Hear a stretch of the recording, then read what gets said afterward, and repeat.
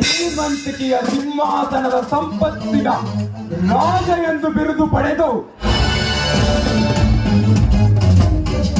ಸುಪತ್ತಿಗೆಯ ಸುಬೇದಾರ ಎಂದು ಕೈ ಮಾಡಿ ತೋರಿಸುವ ಈ ಊರ ಜನರಿಗೆ ನಾನೊಬ್ಬ ಪುಣ್ಯ ಪುರುಷ.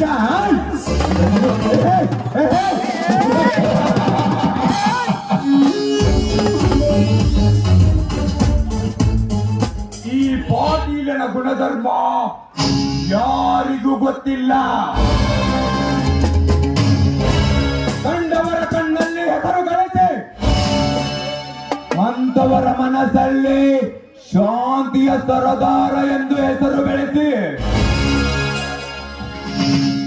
ಕೊನೆಗೊಂದು ದಿನ ಈ ಊರ ಜನರು ನನ್ನ ಕಾಲಿಡಿದು ಅಣ್ಣ ನೀರು ಬೇಕು ಎಂದು ಬೇಡುವ ಹಾಗೆ ನಾನು ಮಾಡದಿದ್ದರೆ ಪಂಡಿತ್ ಪುರುಷೋತ್ತಮ್ ಪಟೇಲ್ ಪರಮಾತ್ಮನೇ ಅಲ್ಲ.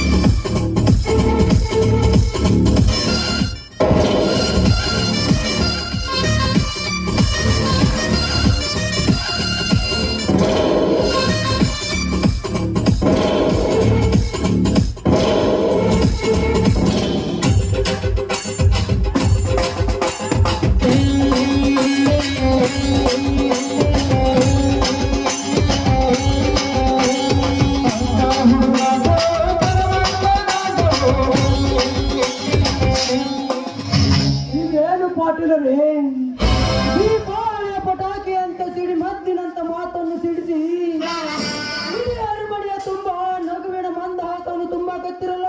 ಏನು ಕಾರಣ? ನಿನಗೆ ನನ್ನನ್ನು ನೋಡಿದರೆ ಏನನಿಸುತ್ತದೆ? ಯಾಕೆ ಪಾಟೀಲರೇ, ನಿಮ್ಮ ವಿಷಯ ನನಗೆ ಚೆನ್ನಾಗಿ ಗೊತ್ತಿಲ್ಲವೇ?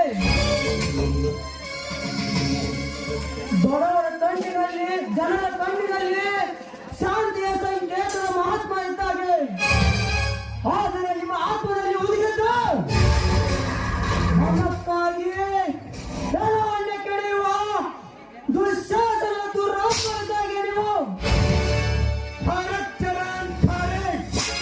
ನನ್ನನ್ನು ಅರ್ಥ ಮಾಡಿಕೊಂಡಿರೋ ವ್ಯಕ್ತಿ ಎಂದರೆ ಅದು ನೀನು ಒಬ್ಬ. ಈ ಜಗತ್ತಲ್ಲಿ ನಾವು ಮೇಲೆ ಬರಬೇಕೆಂದರೆ ಹಣ ಗಳಿಸಬೇಕು. ಹಣ ಗಳಿಸಬೇಕೆಂದರೆ ಹೆಣಗಳನ್ನು ಬೀಳಿಸಬೇಕು. ಇದಕ್ಕೆ ನೀನು ಸಿದ್ಧ ತಾನೇ? ಪಾಟೀಲ್ರೇ, ನಿಮಗೊಂದು ವಿಷಯ ಗೊತ್ತಾ? ಏನದು? ಪಾಟೀಲ್ರೇ, ಒಂದು ಕೈಯಿಂದ ಚಪ್ಪಾಳೆ ತಟ್ಟಕ್ಕಾಗುತ್ತಾ? ಮಂಕುಗಳಲ್ಲಿ ಬೆಂಕಿ ಹಚ್ಚಕ್ಕಾಗುತ್ತೇನ್ರಿ ಪಾಟೀಲ್ರ?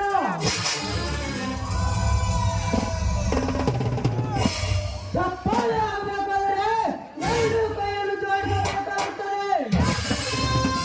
ಅದೇ ಬೆಂಕಿ ಹಚ್ಚಬೇಕಾದ್ರೆ ಕಡ್ಡು ಮತ್ತು ಎರಡೂ ಇರಬೇಕು. ಅಂದಾಗ ತಾನೇ ನಾವು ಅಂದುಕೊಂಡಿರುವ ಕೆಲಸ ತಾನಾಗಿ ಸಕ್ಸಸ್ ಆಗಿ ಸಾಗುತ್ತೆ. ಓಕೆ ಶರಣ್, ನೀನು ಹೇಳುತ್ತಿರುವ ಮಾತು ನನಗೆ ಪೂರ್ತಿಯಾಗಿ ಅರ್ಥ ಆಗುತ್ತೆ. ನೀನು ಏನೇ ಮಾಡು, ನಿನ್ನ ಬೆನ್ನೆಲುಬಾಗಿ ನಾನಿರುತ್ತೇನೆ. ಇದು ನನ್ನ ಸತ್ಯದ ಮಾತು.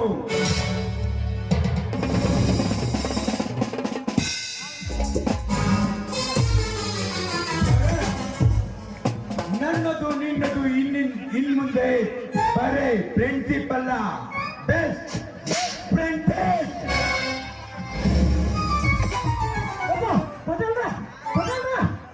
ಏನಾಗ್ತಲೇ ತಿಪ್ಸಟ್ಟೆ?